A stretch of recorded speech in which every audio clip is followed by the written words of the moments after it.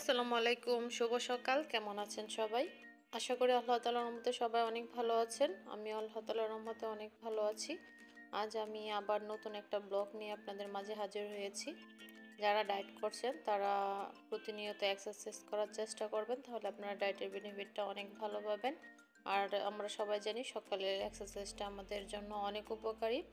সারা রাত আপনারা না খেয়ে থাকার পরে সকালে যখন এক্সারসাইজটা করেন তখন অনেক ভালো উপকার আসে। আর যারা বয়স্ক তারা এরকম করে ব্যায়াম করতে পারেন, এতে আপনার শারীরিক কোনো ক্ষতি হবে না। আর যারা ইয়াং আছেন তারা সকালে দৌড়াতে পারেন, হাঁটতে পারেন, অনেক ধরনের এক্সারসাইজ আছে ওইগুলো করতে পারেন, তাহলে শুধু আপনার ওজনও কমবে না, সাথে সাথে আপনার ফিটনেসটা অনেক ভালো থাকবে।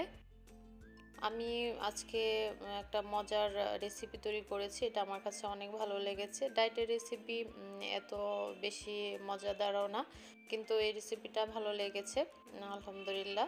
আমি এখানে বেগুন ভাজি করেছি, একটা সবজি নিয়েছি দেখতেই পারতেছেন, আর নিয়েছি অল্প একটু বাদাম। আমি আজকে গরিবের কিটো ডায়েট পার্ট 3 আপনাদের সাথে শেয়ার করব। আমার বাসায় গ্যাসের প্রবলেম ছিল, তা আমি কি করব, জলদি হঠাৎ করে গ্যাসের চাপটা একটু কম ছিল, তো আমি চিন্তা করলাম বেগুন ভাজি করা যায়, কারণ বেগুন অল্প সেদ্ধ করলে হয়ে যায়, ভাজিটা হয়ে যাবে, তাই আমি এটাই প্ল্যান করেছি। আর রাতে আমি যখন কালকে সবজি আপনাদের আপলোড করেছি, ওইখান থেকে আমার একটু সবজি ছিল, আমি ওইটা নিয়েছি, আর অল্প একটু বাদাম নিয়েছি। দেখতে পারতেছেন আমি একটা বেগুন কেটে নিয়েছি। বেগুনটা আমি এত মোটাও করে নাই, পাতলাও করে নাই, মিডিয়াম করে কেটেছি। আপনারা এভাবে বেগুনটা কেটে নেবেন। ডায়েটের সময় আপনারা ভিন্ন ভিন্ন খাবার খাওয়ার চেষ্টা করবেন, দেখবেন আপনার রুচিটাও ভালো থাকবে এবং খাবারগুলো এনজয় করতেছেন। আমি এখন হলুদের গুঁড়া, মরিচের গুঁড়া, সজের গুঁড়া সবগুলো দিয়ে দিচ্ছি, আর হাফ টেবিল চামচ পরিমাণ লবণ দিয়ে দিয়েছি। এখন সবগুলো একসাথে মিক্সড করে নিয়েছি বেগুনের সাথে।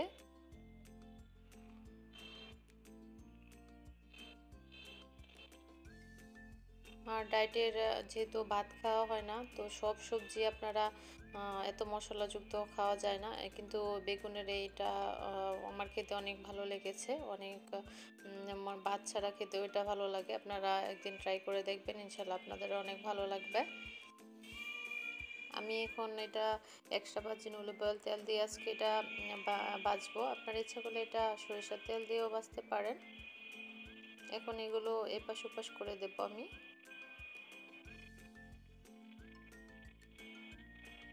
আমার চ্যানেলে ডায়েটের অনেক নতুন নতুন রেসিপি আপলোড করা হয়, কারণ আপনাদের যারা ডায়েট করতেছেন তাদের কোনো যাতে কনফিউশন না হয়। অনেক ধরনের ভিডিও আমার চ্যানেলে আপলোড করা আছে, আপনারা একটু কষ্ট করে দেখে নেবেন, তাহলে সব কিছু বুঝতে পারবেন।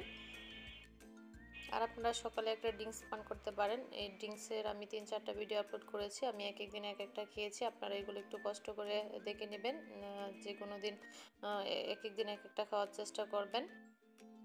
আপনার যেটা ভালো লাগে সেটাই খাওয়ার চেষ্টা করবেন। দেখতে পারতেছেন আমার বেগুনটা হয়ে গিয়েছে। আর সাথে সাথে আপনারা অবশ্যই এক্সারসাইজ করার চেষ্টা করবেন, তাহলে ডায়েটের বেনিফিটটা অনেক ভালো পাবেন। আমি দেখতে পারতেছেন আমি সার্ভ করে নিয়েছি, অনেক সুন্দর একটা সার্ভিং বলে আমি সার্ভ করে নিয়েছি।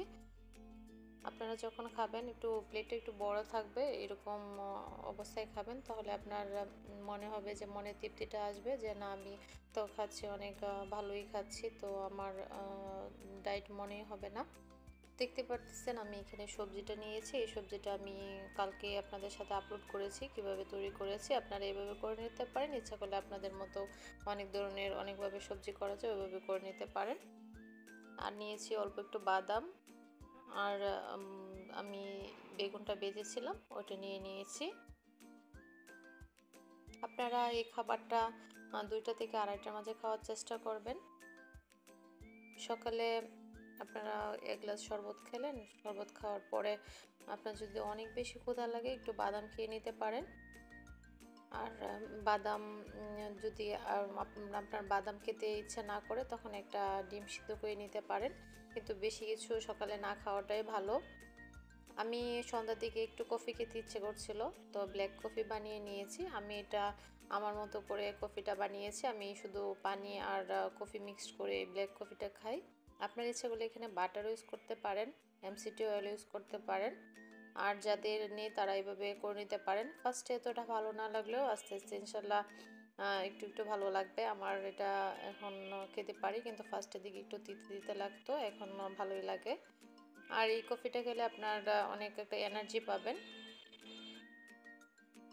একটা সতেজ, একটা ফ্রেশ একটা ফিলিংস আসবে। এটা খেলে আপনার অনেক ভালো লাগবে। এটার আপনারা একবার হলো ট্রাই করে দেখতে পারেন। ফার্স্টে 5-6 দিন আপনাদের একটু খারাপ লাগতে পারে, পরে ইনশাল্লাহ ভালো লাগবে। দেখতে পারতেছেন আমার কফি বানানোটা হয়ে গিয়েছে। এটা আমি সন্ধ্যার দিকে খেয়েছি। আর রাতে আমার এত বেশি খেতে ইচ্ছে করছিল না আজকে। অনেকে ভাবতেছেন আপু এত কম খেয়ে থাকবে। আপনারা ডায়েটটা শুরু করেন, দেখবেন আপনাদের এই ক্ষুধাটা অনেক কমে যাবে। যখন আপনারা 20-25 দিন আপনারা কন্টিনিউ করবেন, তখন আপনারা বুঝতে পারবেন যে আপনার ক্ষুধাই নেই, কোথায় কোথায় যেন গায়েব হয়ে গিয়েছে, খুঁজেই পাবেন না, এরকম মনে হবে। আপনারা রাতের বেলা এরকম বাদাম নিতে পারেন। আমার এমনও হয়েছে রাতের বেলা আমার কিছুই খেতে ইচ্ছে করছে না, আমার দুপুরে খাওয়ার পরে বিকালে একটু কফি খেয়েছি, এরপর আমার কিছুই খেতে ইচ্ছে করছিল না, তারপর আমি একটা শসা খেয়েছি। আপনারা এটা কন্টিনিউ করে যান ডায়েটটা, তখন আপনারা নিজেরাই বুঝতে পারবেন যে আপনার ক্ষুধাটা অনেকাংশ কমে গিয়েছে। আর আমি এখানে বাদাম নিয়েছি, বাদামটা আমি অনেকক্ষণ বসে বসে একটা একটা করে করে খাবো। আর আমি আগেই বলেছি, ডক্টর জাহাঙ্গীর কবির স্যারও বলেছেন, যখন আপনারা খাবেন তখন অনেকক্ষণ সময় নিয়ে খাবেন, চিবিয়ে খাবেন। 70 বার একটা জিনিস চিবিয়ে খাবেন, তখন দেখা গেছে যে আপনার পেটের ক্ষুধাটা অনেকাংশ কমিয়ে গিয়েছে।